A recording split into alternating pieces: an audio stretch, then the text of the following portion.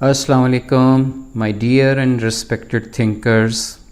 Daily reflection میں آج بات ہوگی دوہری شخصیت پر. انسان کی شخصیت کے کئی رنگ ہیں اور ہر رنگ کے الگ الگ پہلو. بیک وقت وہ آگے بڑھنے کا خواہاں بھی ہوتا ہے مگر آگے بڑھنے کے بنیادی اصولوں کی نفی بھی کر رہا ہوتا ہے. اسے اپنا نام پیدا کرنے کا شوق بھی رہتا ہے لیکن ساتھ ساتھ ایسے کام کرنے سے گریز بھی نہیں کرتا جس سے اس کی بدنامی ہو رہی ہو. وہ دوسروں سے ہمیشہ سچ کی توقع رکھتا ہے مگر خود سچ سے اکثر ہی منہ موڑے رکھتا ہے. عجیب حسن اتفاق ہے کہ وہ بلندیوں کو چھونے کی بے جا خواہش میں کام ایسے کر جاتا ہے جو اسے پستیوں میں دھکیل دیتے ہیں. کچھ کر گزرنے کا دلی شوق تو رکھتا ہے مگر بہت بنیادی نوعیت کی خطا کھا کر حقیقت میں اس شوق کی تکمیل کے بالکل برعکس چل رہا ہوتا ہے. بیک گیئر لگا کر گاڑی کو آگے لے جانے کی کاوش کبھی کامیاب نہیں ہوتی. سب سے دلچسپ بات یہ ہے کہ انسان کے اپنے علاوہ اس کی شخصیت کے ان سب تضادات سے ارد گرد کے تمام افراد آگاہ ہوتے ہیں اور وہ بیچارے کسی ڈر یا ظرف کی وجہ سے انسان کو اس کی شخصیت کے ان تضادات سے آگاہ نہیں کر پاتے. ہمارا معاشرہ تضادات کی دنیا میں گھرے ایسی ہی دوہری شخصیت کے مالک افراد سے بھرا پڑا ہے جس کا ہر فرد دوسرے کی خامیوں سے بخوبی آگاہ ہے مگر اپنی مستیوں پر نظر نہیں، کیونکہ وہ سارا وقت دوسروں کے بارے میں غور و غوص میں لگا دیتا ہے. اپنی ذات پر غور و فکر کا موقع ہی نہیں ملتا. انسانی شخصیت کے تضادات میں دو ہی بڑے پہلو ہیں، ایک اچھائی سے منسلک جبکہ دوسرا برائی سے جا ملتا ہے. یوں آسان فہم سی بات یہ ہے کہ انسانی زندگی بیک وقت اچھائی اور برائی کو اکٹھے لے کر نہیں چل سکتی. ایک وقت میں ہم ایک ہی راستے میں سفر کر سکتے ہیں. کسی کا حق مار کر میں اہل حق کے ساتھ کیسے کھڑا ہو سکتا ہوں؟ قومی خزانہ لوٹ کر میرا حج عمرہ کیسے قبول ہو سکتا ہے؟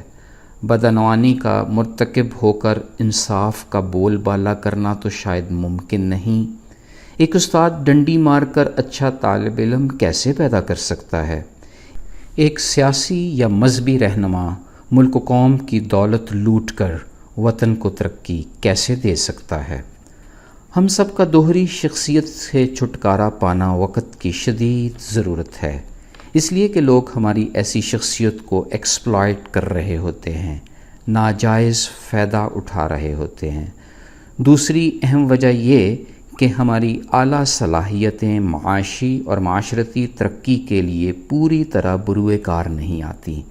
کبھی کبھار معمولی انفرادی فائدے کے لیے بہت بڑا قومی اجتماعی نوعیت کا نقصان کر بیٹھتے ہیں جس کا ساری زندگی احساس تک بھی نہیں ہوتا.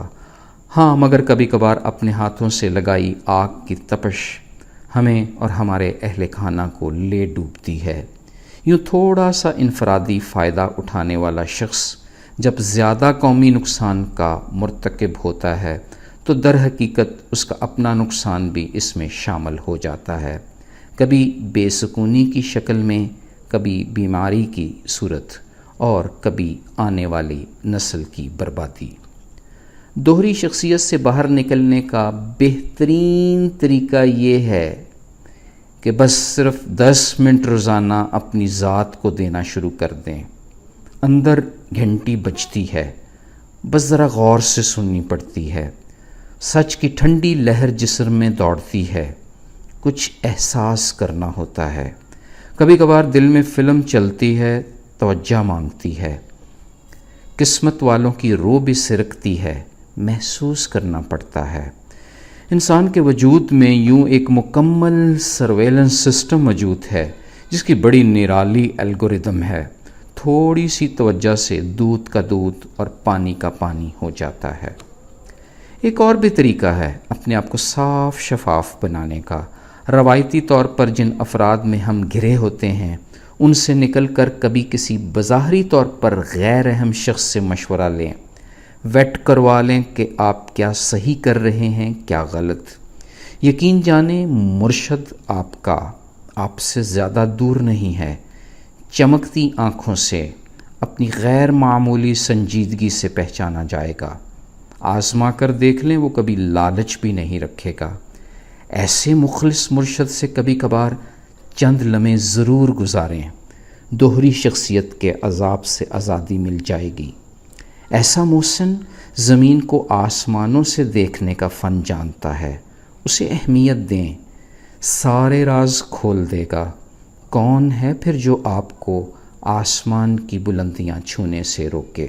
فی امان اللہ، اللہ حافظ۔